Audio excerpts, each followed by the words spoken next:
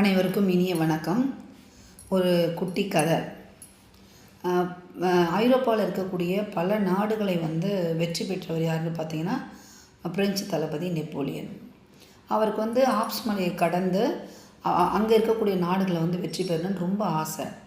அதனால் என்ன பண்ணுறாருன்னா, தன்னுடைய படை வீரர்களோடு ஆப்ஸ் மலையை கடக்கிறதுக்காக போயிட்டுருக்காரு. அது மிகவும் ஒரு பனி படர்ந்த ஒரு மலை, சங்கிலி தொடர் போல் இருக்கும். அப்போ அந்த மாதிரி போயிட்டுருக்கும்போது அந்த பக்கம் ஒரு மூதாட்டி வராங்க. அந்த மூதாட்டிக்கிட்ட கேட்குறாரு, இந்த மாதிரி ஆப்ஸ் மலையை நாங்கள் கடந்து போகணும், இன்னும் எவ்வளோ தூரம் இருக்குதுன்னு சொல்லிட்டு.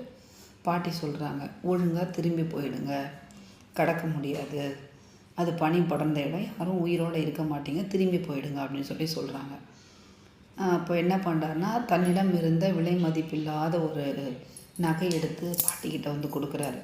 அப்போ பாட்டி சொல்கிறாங்க, நல்லபடியாக போயிட்டு வாங்க, கடந்துருவீங்க நீங்கன்னு சொல்லிட்டு. அந்த ஒரு சொல்லை கேட்டுட்டு கடக்க ஆரம்பிக்கும் பொழுது தன்னுடைய படை வீரர்கள் எல்லாருமே சொல்கிறாங்க, எவ்வளோ பனி, ரொம்ப பனி பெய்யுது, அவங்க எங்கே இருக்கணும்னு தெரியாது, எதுக்கு அந்த பாட்டி வேறு அப்படி சொல்லிட்டாங்க, அதனால் அவங்களுக்குள்ள ஒரு சிறு சலசலப்பு ஏற்படுது. அப்போ என்ன பண்ணுறாருன்னா, நெப்போலியன் தன்னுடைய உப தளபதிகிட்ட சொல்கிறாரு, படைகளை நிறுத்துங்க, எல்லாருக்கிட்டையும் நான் பேசணும்னு சொல்லிட்டு. அதன் பிறகு நிறுத்தப்பட்டவுடனே பேசுகிறாரு.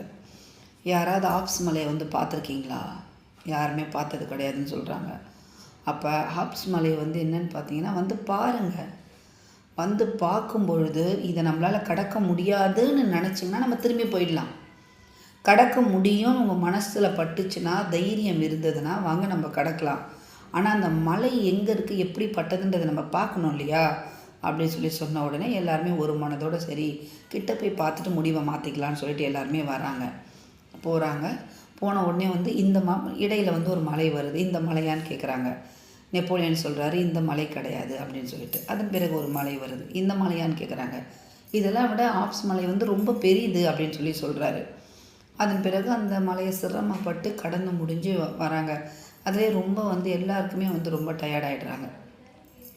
அப்போ நெப்போலியன் கிட்டே கேட்குறாங்க, இன்னும் எவ்வளோ தூரம் தான் போகணும்னு சொல்லிட்டு. வீரர்களே நம்ம மலையை கடந்துட்டோம் அப்படின்னு சொல்கிறாரு. கடந்துட்டோமா? ஆமாம், இப்போ நம்ம கடந்து வந்தது தான் ஆப்ஸ் மலைன்னு சொன்னார். எல்லாருக்குமே ஒரே சந்தோஷம். ஏன்னு பார்த்தீங்கன்னா, எதுக்காக அவங்ககிட்ட இதுதான் ஆப்ஸ் மலைன்னு சொல்லணும்னு அதான் ஏறும்பொழுதே இதுதான் சொல்லும்போது பயம் தானாகவே வந்துடும். எந்த ஒரு வேலையை தொடங்குறதுக்கு முன்னாடியுமே நம்ம தோல்வியை பற்றி நினச்சிட்டோம்னா அந்த வேலையை சிறப்பாக செஞ்சு முடிக்க முடியாது. ஆக மன வலிமை பெறணும்னு பார்த்தீங்கன்னா, அதுக்குள்ளே இருக்க சக்தியை தூண்டக்கூடிய விஷயம் பயப்படாமல் இருக்கிறது.